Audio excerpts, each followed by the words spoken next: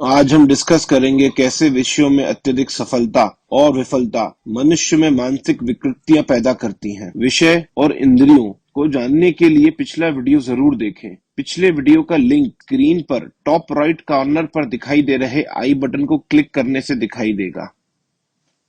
इस स्टेटमेंट को डिस्कस करने से पहले 5 विषयों में से शब्द विषय को थोड़ा और डिस्कस कर लेते। शब्द विषय आधारित है तारीफ पर, एप्रिसिएशन पर। यह एप्रिसिएशन डायरेक्ट भी होती है और इनडायरेक्ट। अगर आप पैसे कमा रहे हो और अपने आसपास के लोगों या रिलेटिव से ज्यादा कमा रहे हो तो कोई डायरेक्ट एप्रिसिएशन नहीं मिलता, परंतु इनडायरेक्टली यह शब्द विषय का रस बन जाता है। दूसरा इनडायरेक्ट तरीका होता है कि खुद का ढोल खुद ही पीटना। इस कंडीशन में व्यक्ति चुप नहीं बैठ पाता, चाहे दूसरे लोग सुनना चाहें या न चाहें। व्यक्ति अपने छोटी से छोटी उपलब्धि भी बिना बताए नहीं रह पाता, क्योंकि उसे स्वयं से ही शब्द विषय का रस मिल रहा है। कुल मिलाकर देखा जाए तो मनुष्य के पास यही 5 विषय शब्द, स्पर्श, रूप, रस, गंध, जिनमें से उसे प्लेजर मिल सकता है।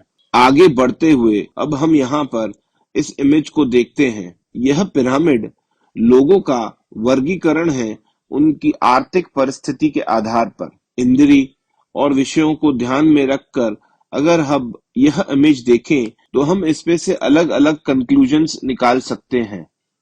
जैसे इस इमेज को देखकर ब्रांड्स का कंसेप्ट समझ में आता है। एक ही कमोडिटी या वस्तु की अलग अलग ब्रांड मौजूद है। आर्थिक परिस्थिति अलग अलग होने पर भी सभी के लिए सब कुछ अवेलेबल है, क्योंकि सभी लोगों के लिए इंद्रियां और विषय समान है। उदाहरण के लिए चाइनीज या इटालियन खाना आपको एक ठेले पर भी मिलेगा और बहुत बड़े रेस्टोरेंट में भी मिलेगा। कपड़े, विस्की, कॉस्मेटिक्स, कार्स, मार्केट में आप एक विशाल प्राइस रेंज देख सकते हो। घुमा फिरा कर कुछ भी नया नहीं है। प्रोडक्ट्स को रिफाइन करके और फीचर्स ऐड करके महंगा प्राइस टैग लगा दिया जाता है। इस पिक्चर में यह भी समझ आता है कि हर वर्ग कहीं न कहीं अपने से अधिक आर्थिक रूप से संपन्न वर्ग की ओर देखता है। अधिकांश लोग अपने से अधिक संपन्न व्यक्ति की जीवन शैली जीना चाहते हैं। इसे फाइनेंशियल इनइक्वालिटी कहें या विषयों की इनइक्वालिटी कहें, यह बहुत बड़ा ड्राइविंग फोर्स है मनुष्य जीवन में इच्छाओं के पैदा होने का। लेकिन इन निष्कर्षों के अलावा भी जो एक बात समझ में आती है वह यह कि आप जितना आर्थिक रूप से समृद्ध और संपन्न होते जाएंगे, आपके ब्रेन में डोपामीन रिलीज होना उतना ही मुश्किल होता जाएगा, यानी प्लेजर ले पाना कठिन होता जाता है। क्योंकि धन की वजह से काफी हद तक विषयों का भोग सरल हो चुका होता है, या कहें धन की अधिकता की वजह से काफी हद तक हम विषयों को एक्सप्लॉइट कर चुके होते हैं। अब सुख का अनुभव कर पाना कठिन हो जाता है। बहुत बार देखा होगा सेलिब्रिटीज समाज सेवा में लग जाते हैं, बड़ी बड़ी बातें करने लगते हैं, मोटिवेशनल स्पीकर बन जाते हैं, बड़े बड़े पॉडकास्ट और टॉक शोज में अपने विचार अभिव्यक्त करने लगते हैं, क्योंकि इंद्रियां भोग करके सैचुरेट हो चुकी हैं। सिर्फ शब्द विषय एक ऐसा रस है जिसकी कोई सीमा नहीं। कुछ लोग अजीब सी एक्टिविटीज में इंडल्ज होने लगते हैं, जैसे कि कोकेन या अन्य सूखा नशा, child molestation, partner swapping, gold plated cars में घूमना, यहाँ तक कि गोल्ड के कमोड बनवा लेना। अगर आप आम लोगों के नजरिए से देखें तो यह सारे सिम्टम्स मेंटल इम्बैलेंस के हैं। इसी प्रकार जो लोग अपनी इंद्रियों से विषय को एक्सप्लॉइट नहीं कर पा रहे, वह भी मानसिक रूप से उग्र और विक्षिप्त हो जाते हैं। एक बड़ा सवाल यहाँ पर दिखाई देता है कि क्या मनुष्य की उत्पत्ति सिर्फ इंद्रियों से प्लेजर एक्सपीरियंस करने के लिए हुई है? इस सवाल का जवाब देने से पहले हम मेमोरी पर थोड़ी चर्चा कर लेते हैं। मनुष्य के अंदर बहुत सारी मेमोरीज जन्म से ही बाय डिफॉल्ट इनबिल्ट प्रेजेंट रहती हैं। इन मेमोरीज में जो जानकारी रहती है वो बॉडी के सारे इनवॉलेंटरी प्रोसेसेस को एग्जीक्यूट करने के काम आती है। इनवॉलेंटरी प्रोसेसेस से मतलब है कि मनुष्य के अंदर वह सारी प्रक्रियाएं जो वह अपने चाहने से नहीं करता, वह प्रक्रियाएं स्वतः ही होती हैं। यह बहुत सारी मेमोरीज होती हैं, इनको आज हम कवर नहीं करेंगे। इनमें से सिर्फ एक मेमोरी के बारे में बात करेंगे जो कि हमारी ज्ञानेंद्रियों से रिलेटेड होती है, हमारे सेंसेस से रिलेटेड होती है। इंद्रियां ढंग से काम करें, इसके लिए बाय बर्थ हमें जो मेमोरीज मिलती हैं उनमें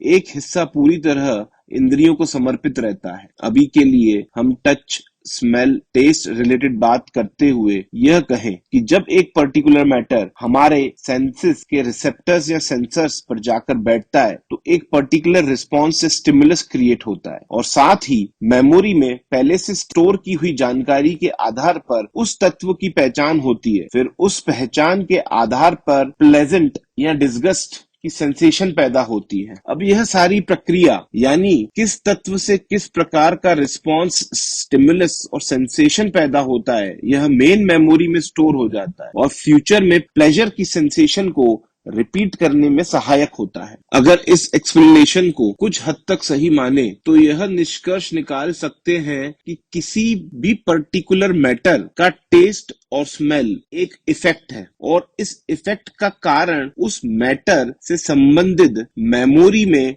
बाय बर्थ स्टोर की हुई जानकारी है। अगर यह जानकारी बदल गई तो टेस्ट और स्मेल भी बदल जाएगा। इस निष्कर्ष को सुदृढ़ करने के लिए यहाँ पर एक इमेज और देखते हैं। यहाँ पर अगर हम मनुष्य की दृष्टि से देखें तो यह पर्टिकुलर मैटर एक प्रकार का मल है, परंतु एक सुअर के लिए यह मैटर एक प्लेजर की सेंसेशन पैदा करने वाला मैटर है। इसका कारण सुअर के अंदर स्टोर की हुई मेमोरी है जो कि मनुष्य की बाय बर्थ स्टोर की हुई मेमोरी से बिल्कुल अलग है। अगर हम अपने सवाल पर वापस आए कि क्या मनुष्य की उत्पत्ति सिर्फ इंद्रियों से प्लेजर भोगने के लिए हुई है, तो हम देखते हैं कि क्रिएटर की क्रिएशन में सुअर की योनि में इंद्रियों से सुख ले पाना काफी हद तक सरल है और क्रिएटर की क्रिएशन को सुअर पर ही रुक जाना चाहिए था। परंतु कहा जाता है कि इस पृथ्वी पर क्रिएटर की अंतिम और सबसे एडवांस क्रिएशन मनुष्य है। कहने का तात्पर्य है कि प्लेजर मनुष्य के जीवन का एक पहलू है, ना कि संपूर्ण जीवन। इस वीडियो को आज यहीं पर खत्म करते हैं। तो दोस्तों, अगर यह वीडियो अच्छा लगा हो तो प्लीज लाइक करें और दिल खोलकर शेयर करें और चैनल को सब्सक्राइब करें। कमेंट करके अपने विचार शेयर करें। चैनल का नाम है introspect to evolve. Good bye.